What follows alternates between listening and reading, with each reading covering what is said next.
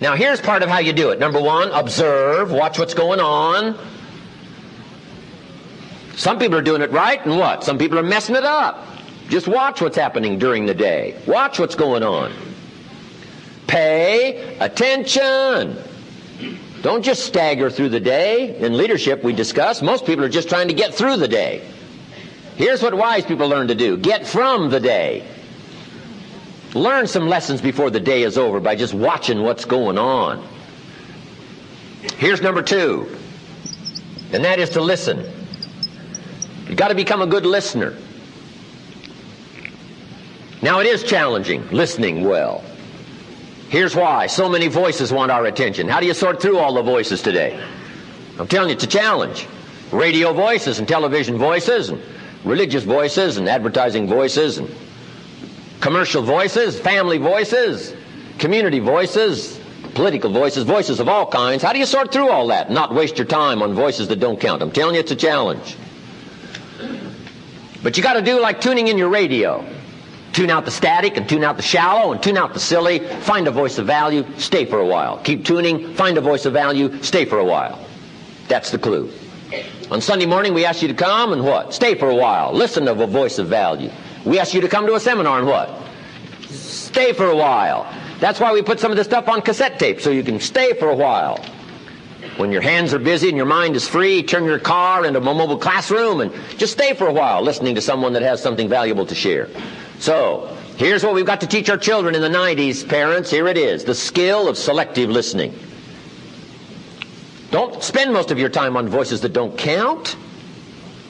Going to add too little worth to your future. Don't waste your time on the shallow and the silly. A lot of that going on in California. Shallow and the silly. I'm in Kansas City the other day. They hadn't heard about these affirmations and all that stuff going on here in California. I mean, California is part weird, right? California. I told them in Kansas City, I said, some people in California are rubbing crystals to try to be successful. You wouldn't believe it. Some are what? Sleeping under pyramids. I mean, California is part weird. Affirmations, multi-track, subliminal, bombard your pre-conscious, subconscious, deprogram you, reprogram you. I mean, ocean waves and seagulls yet. I mean, you know, weird stuff that hasn't gotten to Kansas City. I mean, you know, California. Unbelievable.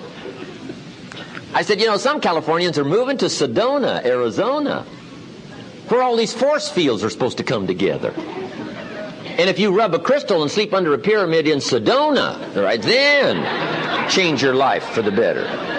But hey, forget all that. When I talk to teenagers in my lectures, colleges, high schools, they're so happy to know they don't have to move to Sedona, right? Become rich and powerful and sophisticated and healthy and influential.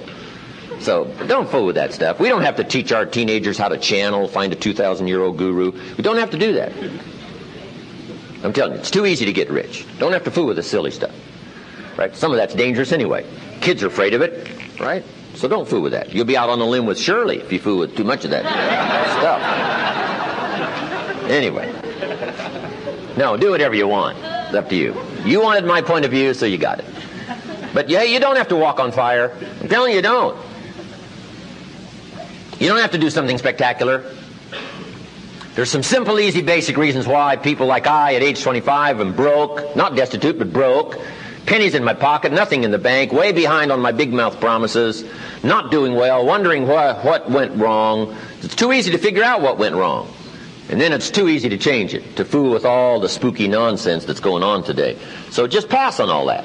Just some good, basic, fundamental, solid stuff that kids can understand, right? Kids don't need their own private psychic, you know, to try to help them figure out the future. This stuff's too easy. Getting rich is too easy.